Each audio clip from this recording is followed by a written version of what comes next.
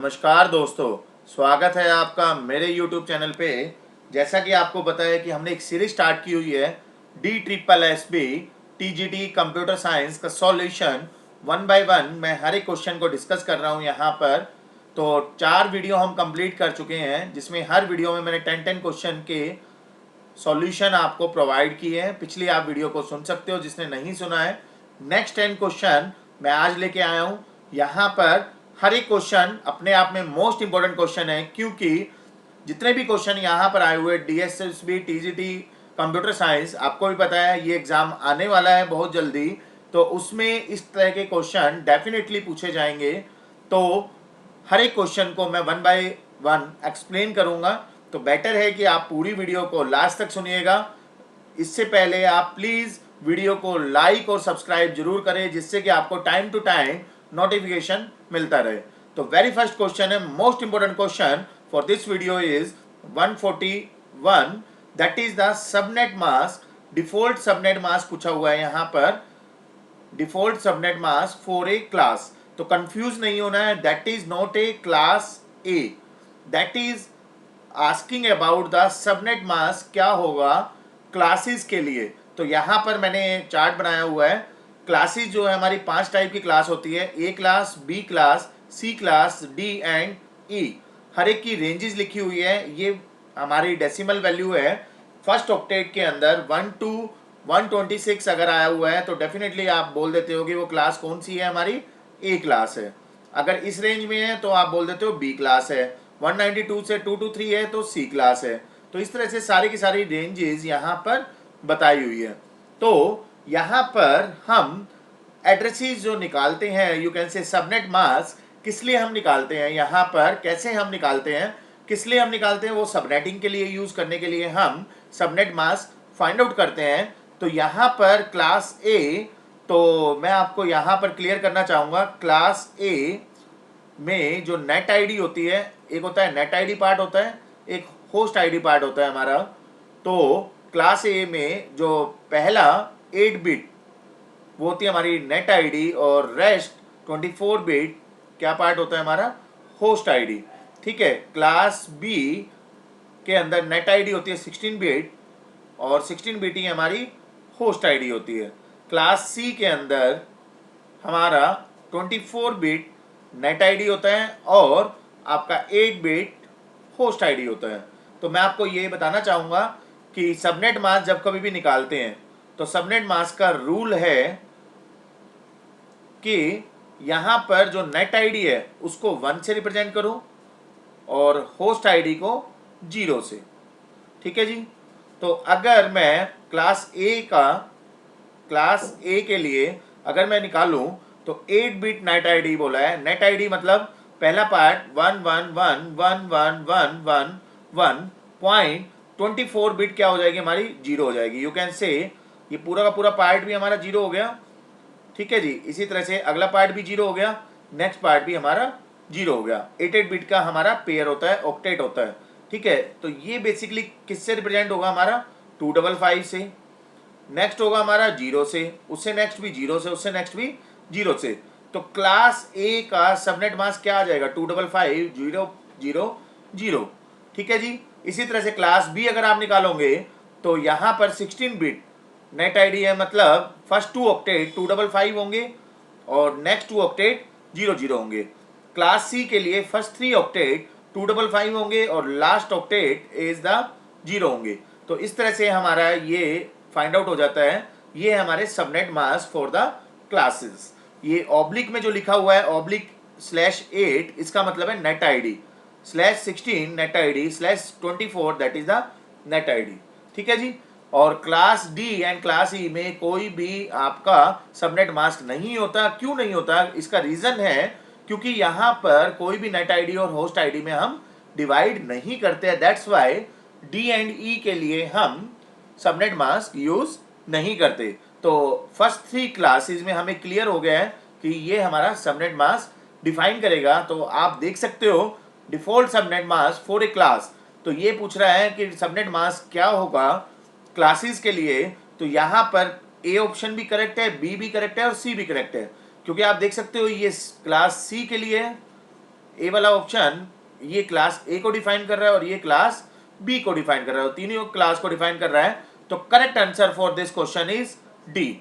बाकी आपके तीनों के तीनों ऑप्शन इनकरेक्ट हो जाएंगे क्योंकि all of these is the correct answer for this question. इस तरह से हम सबनेट मास्क फाइंड आउट करते हैं। नेक्स्ट क्वेश्चन है रेड, यू कैन से, इसको बोलते हैं हम रिडंडेंट, नाम से पता चल रहा है, देखिए रिडंडेंट एरे इंडिपेंडेंट डिस्क। ये जो होती है हमारी, ये इस डिस्क को हम बोलते हैं एरे इंडिपेंडेंट डिस्क। ये जो कॉन्फ़िगरेशन है of the disk are used to provide, ये बेसिकली हम क्यों करते हैं, क्योंकि हमारा जो सिस्टम के अंदर देखिए दो बेनिफिट करता है ये मेनली। पहला होता है इम्प्रूव द परफॉर्मेंस। फर्स्ट है परफॉर्मेंस को इंक्रीज करने के लिए हम रेड यूज करते हैं किसी भी सिस्टम के अंदर। और सेकंड जो मेन इंपॉर्टेंट है वो होता है फॉल्ट टॉलरेंस।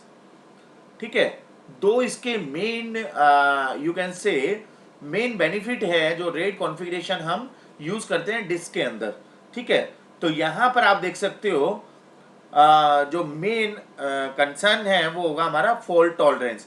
हाई स्पीड इसलिए नहीं होगा, बेसिकली ये हाई स्पीड भी प्रोवाइड करता है, मगर high speed, high data density, fault tolerance तीनों में से जो बेस्ट है, क्योंकि रेड कॉन्फ़िगरेशन हमारा जो मेन बेनिफिट देता है वो फॉल्ट टॉलरेंस देता है। फॉल्ट को जब कभी भी सिस्टम के अंदर फॉल्ट आ जाता है तो उसको टॉलरेट करने के लिए ये फैसिलिटी प्रोवाइड करता है। ठीक है, तो that is the main benefit of the RAID configuration of the disk. So correct answer for this question is A. Next question है हमारा 143rd, दैट इज द बहुत इजी क्वेश्चन है ये, हर काफी एग्जाम में आया हुआ है, ये गेट में भी आया हुआ है, आपके नेट में भी आया हुआ है। इसी तरह से ये DSSB टीजीटी कंप्यूटर साइंस जो कि मई 2017 में हुआ था उसमें भी ये क्वेश्चन पूछा हुआ है। तो मैं वन बाय वन क्वेश्चन को सॉल्व कर रहा हूं। तो यहाँ पर पूछा हुआ है कि ऐसा कौन सा पार्ट है जो स्वैप स्पेस को कंटेन करके रखता है। तो आंसर मैं बता रहा हूँ डिस्क। डिस्क एक ऐसा पार्ट है जो कि स्वैप स्पेस को कंटेन करके रखता है। क्यों? क्योंकि मैं आपको क्लियर करना चाह रहा हूं यहाँ पर क्या मतलब है इसका। जो स्वैप स्पेस होता है, बेसिकली स्वैप स्पेस जो होता है वो एक ऐसा एरिया होता है डिस्क का, डिस्क के अंदर ये रखा जाता है swap space, that is the area. ये एक ऐसा एरिया होता है ऑन ए डिस्क, ठीक है, on a disk which is a part of the virtual memory. ये पार्ट होता है हमारा which is a part of the virtual memory. ठीक है जी। सो मैं आपको ये क्लियर करना चाह रहा हूँ ये बेसिकली यूज क्यों करते हैं। देखिए डिस्क का ही ये पार्ट होता है, डिस्क के अंदर कंटेन होता है ये स्वैप स्पेस। ये यूज करते हैं हम उसके लिए जहां पर आपने देखा होगा मेन मेमोरी हमारी लिमिटेड मेमोरी होती है।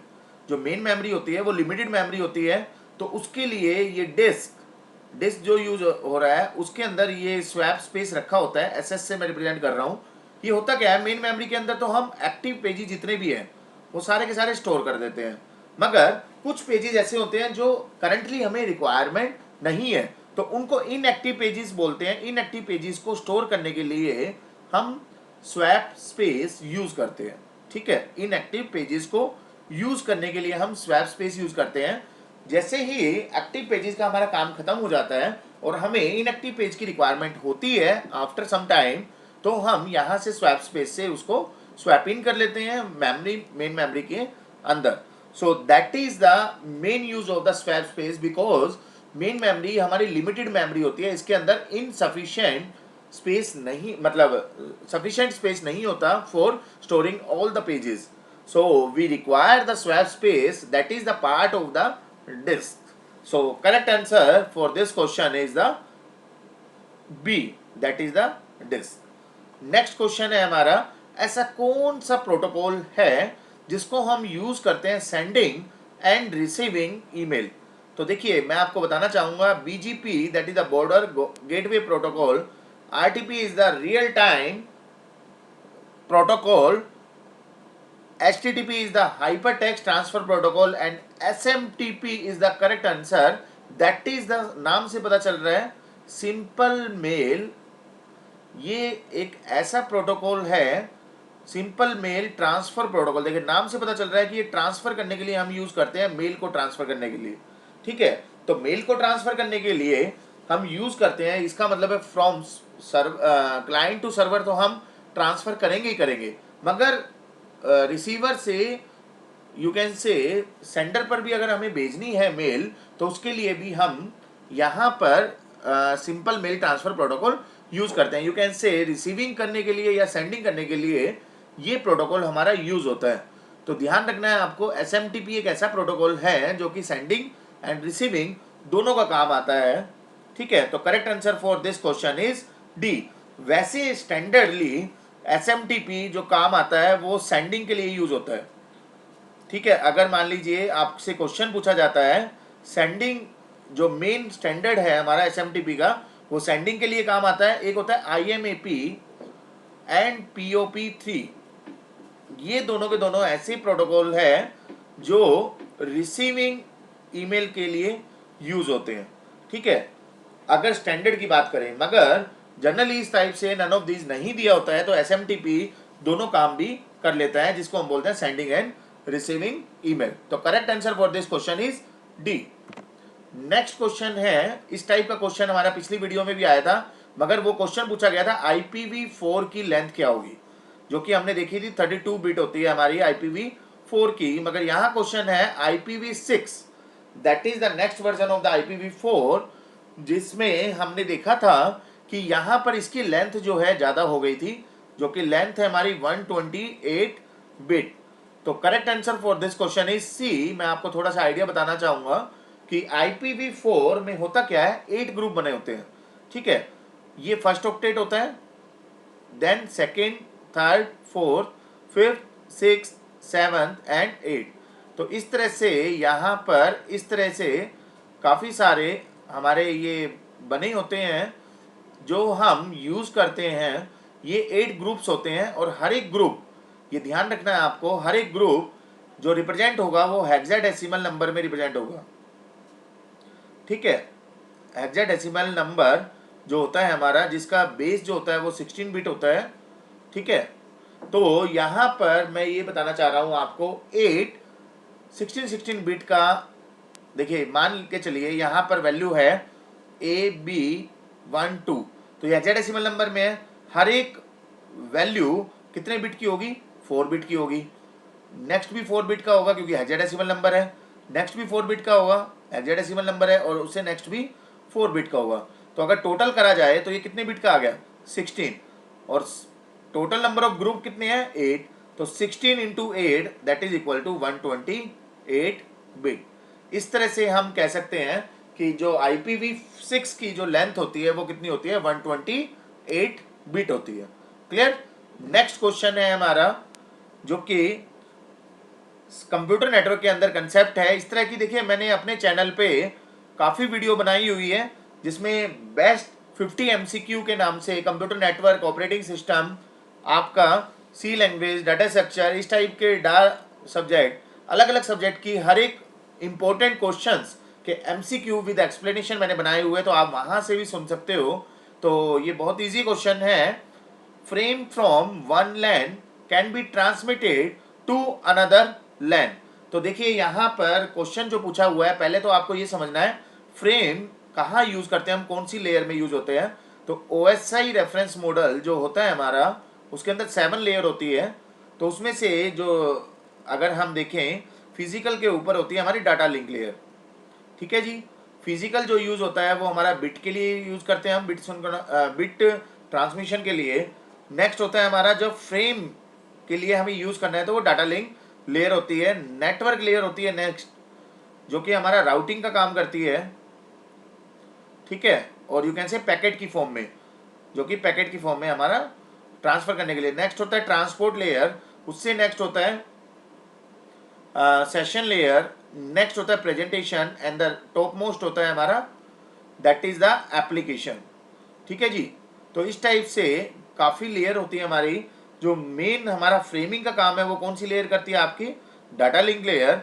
तो यहाँ पर जो क्वेश्चन पूछा हुआ है कि एक लैन से ट्रांसमिट करे अनदर लैन के लिए, फ्रेम जो हो रहा है वो किसके थ्रू होगा हमारा, ये जो बेसिकली है इंटरकनेक्टिंग डिवाइसेस होते हैं, repeater, bridges, modem and router. तो right answer for this question is bridge, क्योंकि ब्रिज जो है वो यूज होता है हमारा डाटा लिंक लेयर में। ये आपको ध्यान रखना है राउटर जो यूज होता है वो नेटवर्क लेयर पे यूज होता है, रिपीटर जो यूज होता है वो आपका फिजिकल लेयर पे यूज होता है। तो इस टाइप से मैं हर एक ऑप्शन का मीनिंग बता रहा हूँ आपको, जो कि आपको किसी भी टाइप का कोई भी क्वेश्चन आ जाता है तो आपको मीनिंग क्लियर हो। तो यहाँ पर ब्रिज जो है that will be use to connect the one network to the another network. ठीक है जी। और ब्रिजेस को हम यूज करते हैं multiple LAN network and separating you can say separate network segment के लिए भी हम यूज कर सकते हैं। तो यहां पर जो मेन वर्क है वो है हमारा ब्रिजेस का। तो correct answer for this question is B. Next question है, बहुत ही इजी क्वेश्चन है, क्योंकि नॉर्मलाइजेशन के ऊपर मैंने काफी क्वेश्चन बनाए हुए हैं। अगर आपने वहां पर देखा होगा तो हर एक का मैंने मीनिंग क्लियर किया हुआ है। Attribute of table can not hold multiple value. देखिए मल्टीपल वैल्यू नहीं होनी चाहिए। वो कौन सी नॉर्मलाइजेशन बोलता है हमारा, वो बोलता है हमारा फर्स्ट नॉर्मल फॉर्म।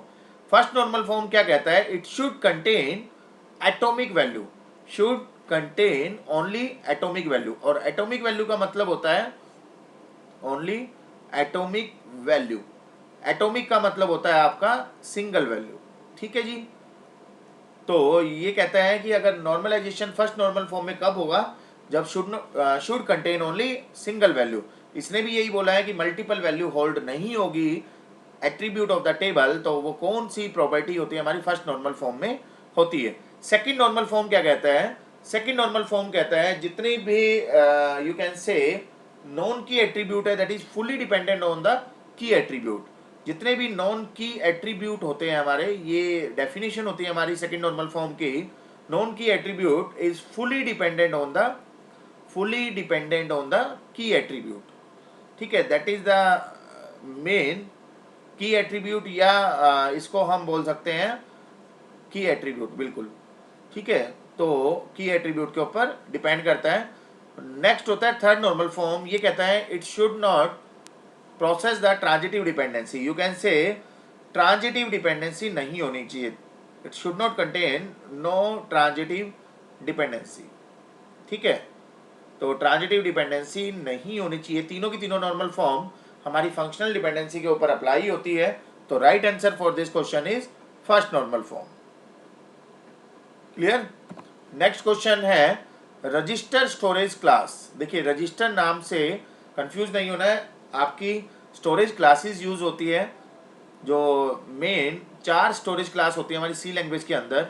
कौन कौन सी होती हैं, फर्स्ट होती है ऑटोमेटिक जिसको हम ऑटो क्लास बोलते हैं। सेकंड होती है स्टैटिक।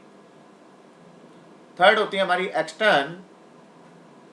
और the fourth one is you can से रजिस्टर। ठीक है, तो 4 मेन स्टोरेज क्लासेस होती है हमारी।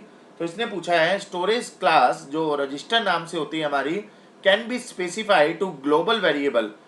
क्या हम स्पेसिफाई कर सकते हैं रजिस्टर स्टोरेज क्लास को टू द ग्लोबल वेरिएबल। ये बिल्कुल फॉल्स कंडीशन है। हम सिर्फ और सिर्फ रजिस्टर स्टोरेज क्लास को लोकल वेरिएबल में डिफाइन करते हैं, क्योंकि रजिस्टर स्टोरेज क्लास हम यूज करते हैं सिर्फ और सिर्फ कोई भी वैल्यू है, वो जो वेरिएबल है वो नॉर्मल वेरिएबल हम रजिस्टर टाइप का डिफाइन कर देते हैं। बिकॉज ऑफ द उसकी जो एक्सेस स्पीड है वो फास्ट हो जाती है as compare to the normal variable.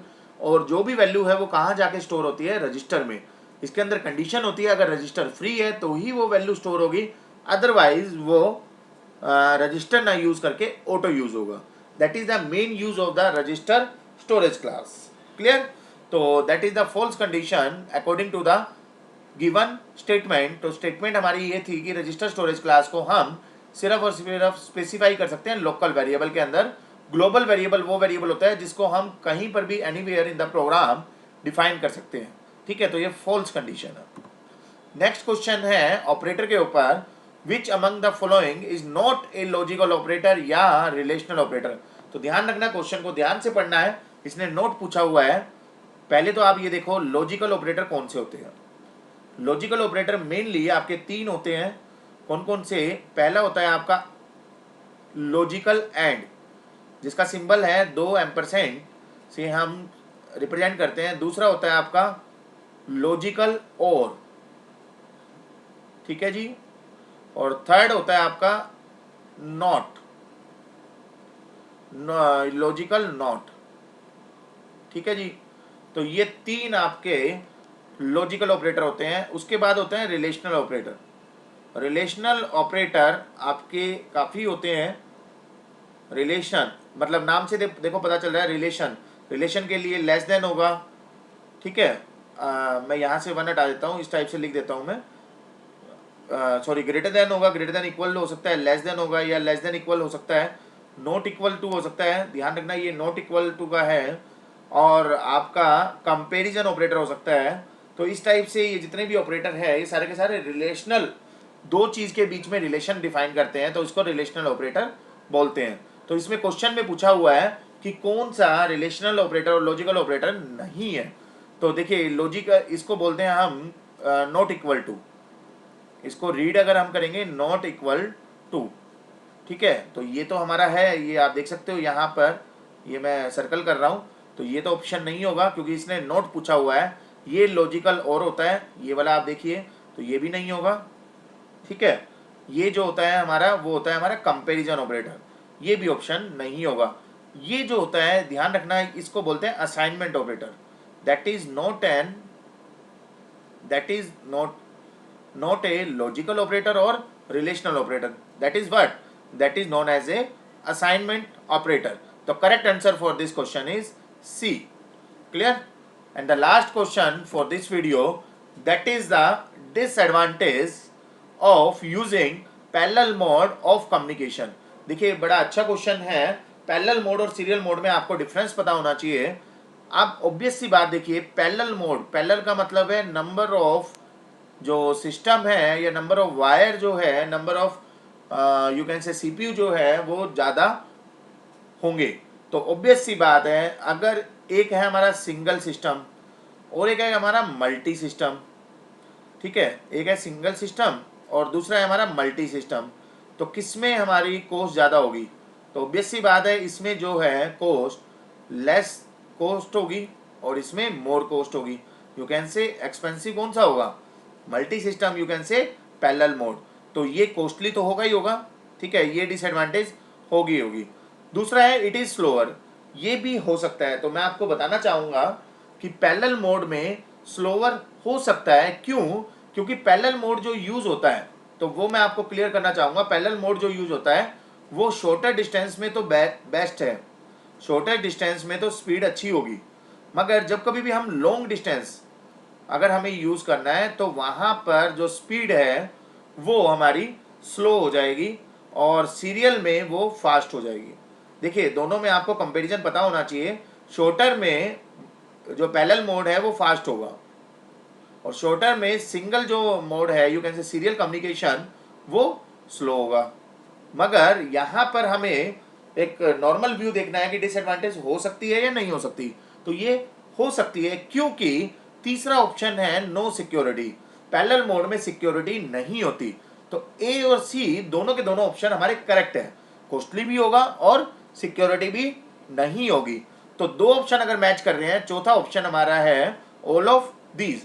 तो ऑब्वियस सी बात है स्लोवर भी हो सकता है, पॉसिबिलिटी तो है।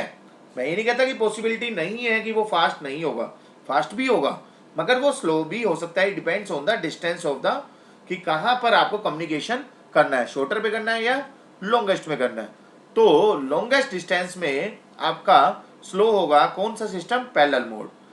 और सीरियल मोड आपका फास्ट रहेगा। तो मैं आपको ये क्लियर करना चाहता हूं कि ए भी ऑप्शन आपका करेक्ट है, सी भी करेक्ट है। तो ऑब्वियस सी बात है हमें एक ही आंसर टिक करना है। तो ऑल ऑफ दीज हमारा मैच कर रहा है क्योंकि स्लोवर भी होगा, ठीक है। तो correct answer for this question is the all of these. तो होपफुली आपको समझ में आया होगा। इस टाइप से मैं हर एक वीडियो, हर दिन एक वीडियो अपलोड कर रहा हूँ टीजीटी कंप्यूटर साइंस की। इस तरह से ही वीडियो को सुनते रहिए और लाइक करते रहिए एंड सब्सक्राइब करते रहिए। Thank you, thanks to all.